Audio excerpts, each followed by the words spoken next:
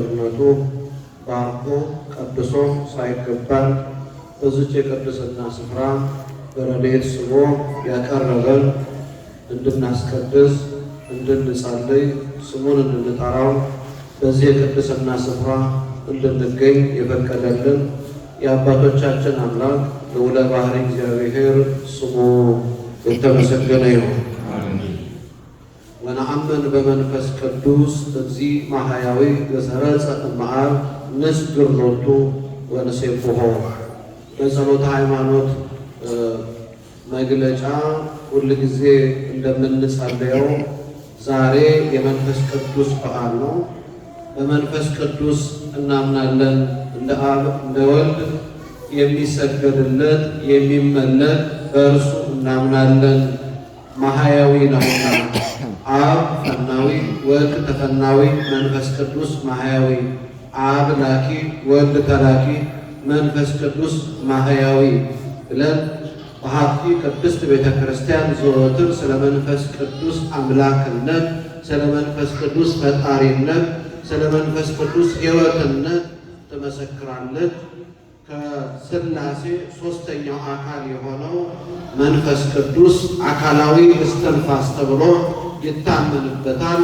በቅድስት ቤተ ክርስቲያን የሥላሴ አንድነት ሦስትነት ከሚታወቅባቸውና ከሚነገርባቸውና ምስክርነት ከሚሰጥባቸው ትምህርቶች መካከል አንዱና ዋነኛው ነው።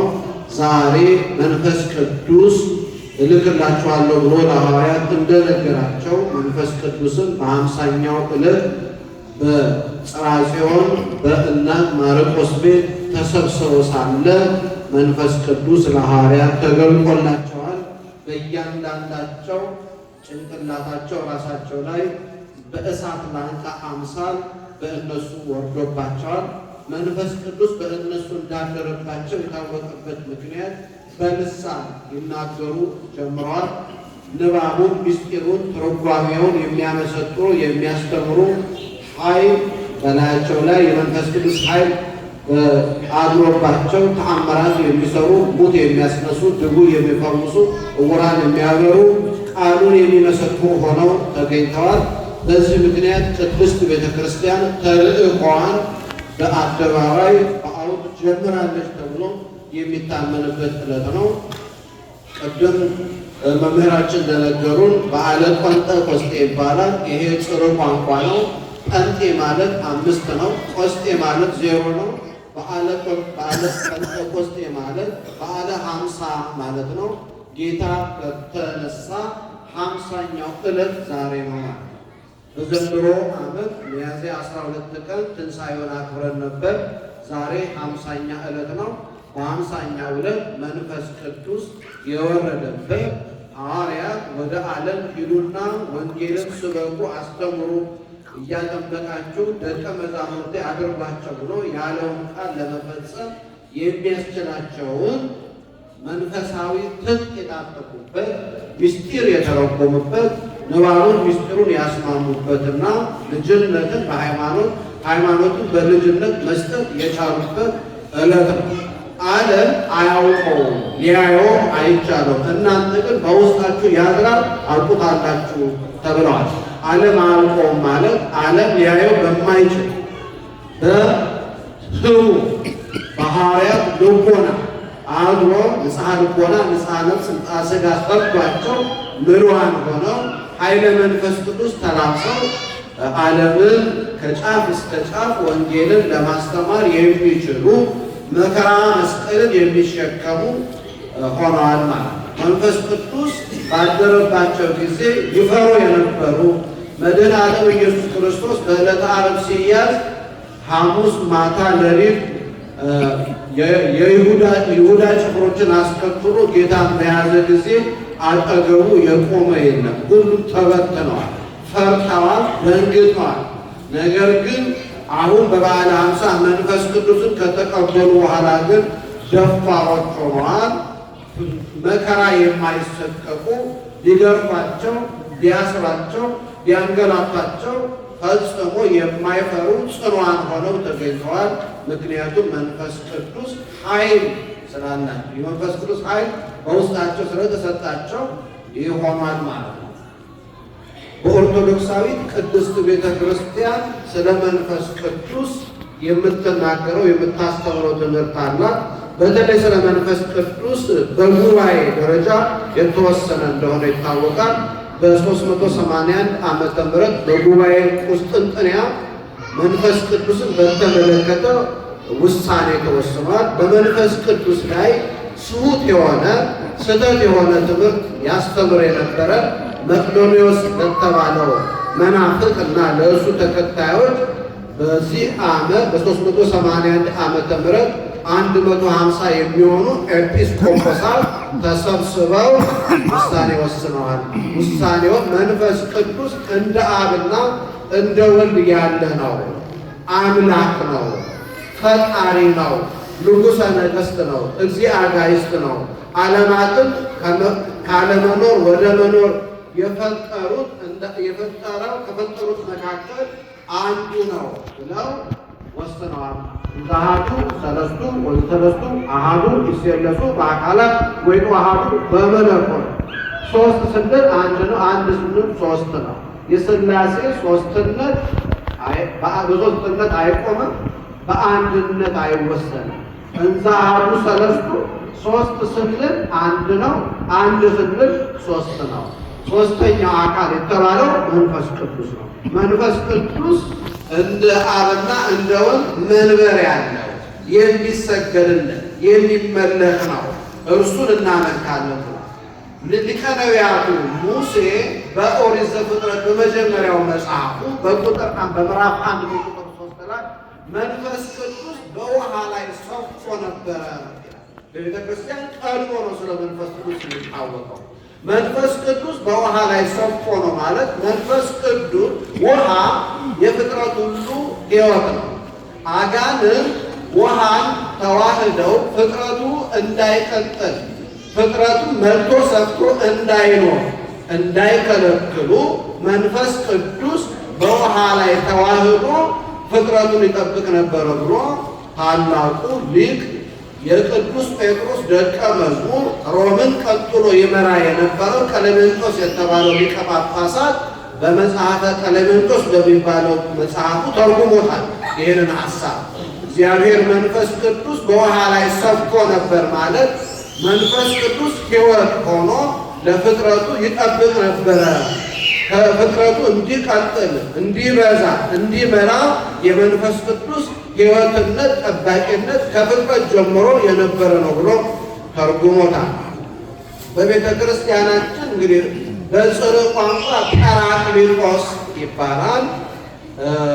በግዕዛችን ናዛዚ፣ መምጽሒ፣ መጽንሒ፣ መስተሰሪ ይባላል።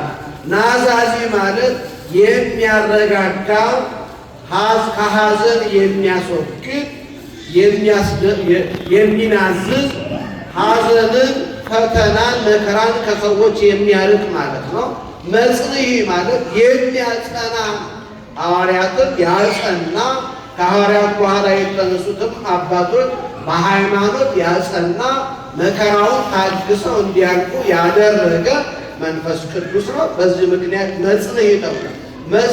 መስተሰሪ ይላል። መንፈስ ቅዱስ ኃጢአት በደልን ሁሉ የሚያስተሰርይ በካህናት ስልጣን ላይ አድሮ ኃጢአትን በደልን የሚያስተሰርይ መንፈስ ቅዱስ ነው። መድኃኔ ዓለም ኢየሱስ ክርስቶስ በዕለተ ትንሣኤ ከተነሳ በኋላ ለሐዋርያት ምን አላቸው? መንፈስ ቅዱስን ተቀበሉ አለና በእፍ ብሎ የመንፈስ ቅዱስ ስልጣን አሳደረባቸው። በምድር ያሰራችሁት በሰማይ የታሰረ ይሆናል፣ በምድር የምትፈቱት በሰማይ የተፈታ ይሆናል ብሎ መንፈስ ቅዱስ ስልጣን ሰጣቸው። የካህናት ስልጣን የመንፈስ ቅዱስ ስልጣን ነው። ኃጢአትን በደልን እንዲያስተሰርዩ በመንፈስ ቅዱስ እንደራሴ አድርጎ ለእርሱ ባለሟሎች እንዲሆኑ ስልጣንን ለሐዋርያት ከሐዋርያት እስከ ዓለም ፍጻሜ ለሚነሱ አባቶች ይህንን ስልጣን ሰጥቷቸዋል። ስለዚህ መንፈስ ቅዱስ ምን ይባላል? መስተሰሪ ይባላል። መንፈስ ቅዱስ መስተፈስሒ ይባላል። የሚያስደስት አስደሳች የሆነ ለሰው ልቦና ሰላምን፣ መረጋጋትን፣ ደስታን የሚሰጥ መንፈስ ቅዱስ ነው። የዓለም ደስታ ኃላፊ ነው፣ ጠፊ ነው። ቢበሉ ቢጠጡ ቢያገኙ ቢያጌጡ ሁሉ የሚያልፍ ነው። የማያልፍ ደስታ ኑ ሀቤየ ወደ እኔ ኑ ዓለም ሳይፈጠር ያዘጋጀውላችሁ መንግሥተ ሰማያት ተወርሶ ወደ እኔ ኑ የሚለው የደስታ ቃል ዘላለማዊ ከክርስቱ ጋር የምንኖርበትን ጸጋ የምናገኝበትን ደስታ የሚሰጥ መንፈስ ቅዱስ ነው። ሐዋርያት በዚህ በሐዋርያት ሥራ በምዕራፍ 5 ቁጥር 17 ላይ ሐዋርያት በኢየሱስ ክርስቶስ እንዳያስተምሩ ብለው ገረፏቸው። ሲገርፏቸው ተሸልሞ እንደወጣ ሰው ደስ ብሏቸው ወጡ ይላል። ይሄ በጣም ትልቅ ነገር ነው። እየተገረፉ በደስታ መከራውን ይቀበሉ ነበር። ሲታሰሩ፣ ሲንገላቱ፣ ሲራቡ፣ ሲታመሙ መከራ መስቀልን በደስታ በአክብሮት ይቀበሉ ነበረ። መንፈስ ቅዱስ ያደረበት ሰው መንፈስ ቅዱስ ያድርበት ሰው በጸጋ ሁሉን ይቀበላል። የዚህን ዓለም መከራ ይችላል፣ ይታገሳል። ትዕግስት በልቦና ውስጥ ያድራል። ስለዚህ በዚህ መንገድ ይታወቃል ማለት። በዓሉ እንግዳ ደራሽ አይደለም። የብሉይ ኪዳን የኦሪት በዓላት ወደ አዲስ ኪዳን የተወሰኑት ተሻግረዋል። 3 በዓላት በዚህ ይታወቃል። በዓለ መጸለት፣ በዓለ ፋሲካ፣ በዓለ ሰዊት ይባላል። እነዚህ 3ቱ በዓላት ለአዲስ ኪዳን ተሻግረዋል። በዓለ መጸለት የሚባለው በዓለ ጥምቀት ሆኖ ተተክቷል። በዓለ ፋሲካ የተባለው በዓለ ትንሣኤ ሆኖ ተተክቷል። በዓለ ሰዊት የተባለው ዛሬ የምናከብረው በዓለ ሀምሳ የተባለው የዛሬ በዓል ቀድሞ አይሁድ የሚኖሩ በዝርወት በስደት ከኢየሩሳሌም ውጭ በሮም አውራጃዎች ሁሉ ይኖሩ የነበሩ በዚህ በፋሲካ በኋላ በ50ኛው ቀን በኢየሩሳሌም አደባባይ ይሰበሰቡ ነበር። ይህን ምን ለማክበር በዓለ ሰዊት የሚሉትን፣ ሰዊት ማለት እሸት ነው። የእሸት በዓልን ለማክበር ይሰበሰቡ ነበር። በዚህ ቀን ነው መንፈስ ቅዱስ የወረደው። የመንፈስ ቅዱስን እሸት ማን አዘጋጀ? ሐዋርያት አዘጋጁ። በዚች ቀን ቅዱስ ጴጥሮስ አንድ ጊዜ ብቻ ሰብኮ 3000 ነፍሳት ወደ ክርስትና ገብተዋል። በዚህ ምክንያት የመንፈስ ቅዱስን እሸት በዕለቱ ዘርተው አጭደው ከምረው ወቅተው ለፍሬ አድርሰዋል። ንስሐ እንዲገቡ እንዲጠመቁ ክርስቲያኖች እንዲሆኑ ያደረጉበት ዕለት ነው ዛሬ። የመንፈስ ቅዱስ እሸት የታየበት ዕለት ስለሆነ ከበዓለ ሰዊት ጋር ይሄንን በዓለ ሀምሳ አድርገውታል ማለት ነው። ትምህርቱ አጭር እንዲሆን ስለተፈለገ ተቀጣይ ፕሮግራም ስላለ እሱን እንዳንሻማ ማጠቃለያ ሰጥተን እናጠቃልላለን። ማጠቃለያው ምንድን ነው? መንፈስ ቅዱስ በእያንዳንዳችን ሕይወት ስንጠመቅ በ40 እና በ80 ቀን ስንጠመቅ መንፈስ ቅዱስ ተሰጥቶናል። መንፈስ ቅዱስ በውስጣችን ስራ እንዲሰራ ከእኛ ምን ይፈልጋል? ጾም ያስፈልጋል፣ ጸሎት ያስፈልጋል፣ ምጽዋት ያስፈልጋል። ጾም፣ ጸሎት፣ ምጽዋት የሌለው ሰው የመንፈስ ቅዱስ ጸጋ በሕይወቱ አይገለጥም። የመንፈስ ቅዱስ ጸጋ ሲገለጥ በምን ይታወቃል ብትሉ፣ ትዕግስተኛ ስትሆኑ፣ ፍቅር ሲኖራችሁ፣ ትህትና ሲኖራችሁ፣ ራሳችሁን መግዛት ስትችሉ፣ ስታዝኑ፣ የዋሃት ስትሆኑ የመንፈስ ቅዱስ ፍሬ የተባሉት በገላትያ መልእክቱ ብርሃነ ዓለም ቅዱስ ጳውሎስ የጻፈው ምዕራፍ 5 ከቁጥር 22 ላይ የተጻፉ የመንፈስ ቅዱስ ፍሬ ይላል። ወፍሬውሰ ለመንፈስ ቅዱስ የሚባሉ 9 የመንፈስ ቅዱስ ፍሬ አለ። ፍሬ እንግዲህ እንደሚታወቀው ከአበባ ቀጥሎ የመጨረሻው የሚታየው ውጤቱ ነው። በእያንዳንዳችን ሕይወት ላይ በውጤት ደረጃ እንዲታይ ከተፈለገ ያሉብንን መከራ ያሉብንን ፈተናዎች በራሳችንም ከራሳችንም ውጪ የሚመጡብንን የተለያዩ ፈተናዎች ታግሰን በትዕግስት በፍቅር በአክብሮት ሳናጉረመርም ተቀብለን መኖር የሚጠበቅብናል ማለት ነው። ይህ እንዲሆን ለምን እናድርግ? አንድ ጸሎት በውስጣችን ልናስቀምጥ ይገባል። እንደማ መዝሙረ ዳዊት በመዝሙረ ዳዊት ምዕራፍ 50 ምን ይላል? አቤቱ ንጹሕ ልብን ፍጠርልኝ፣ የቀናውን መንፈስ በውስጤ አድስ፣ ቅዱስ መንፈስንም ከኔ አትውሰድብኝ ይላል። መንፈስ ቅዱስ ከእሱ የተለየ ሰው ምንም ማድረግ ስለማይችል መልካም ስራ መስራት አይችልም፣ ንስሐ መግባት አይችልም፣ ሥጋ ወደሙ መቀበል አይችልም። የብዙዎቻችን ሕይወት እንዲቃና በመንፈሳዊታችን እንድንጸና እንድንበረታ የምንሻ ከሆነ ሁል ጊዜ አቤቱ ንጹሕ ልብን ፍጠርልኝ፣ የቀናውን መንፈስ በውስጤ አድስ፣ ቅዱስ መንፈስንም ከኔ አትውሰድብኝ ብለን ዘወትር ልንጸልይ ይገባል።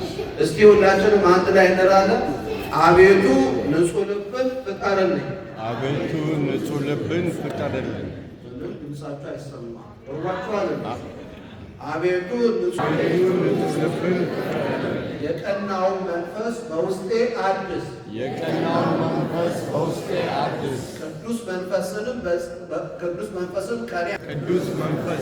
ከኔ አትውሰድብኝ። ቅዱስ መንፈስ ከሁላችን ጋር ተዋህዶ ይኑርልን። አሜን። ቤተ ክርስቲያናችንን በጸጋ በረድኤት ያጽናልን። ሁላችንም በበረከት በረድኤት በጸጋ ይጎብኛል። ብሩክ እግዚአብሔር ይባርከን። ቅዱስ እግዚአብሔር ይቀድሰን። የእግዚአብሔር ቸርነት፣ የድንግል ማርያም አማላጅነት፣ የቅዱሳን ጸሎት፣ የመላእክት ጥበቃ፣ የመስቀሉ ኃይል በሁላችን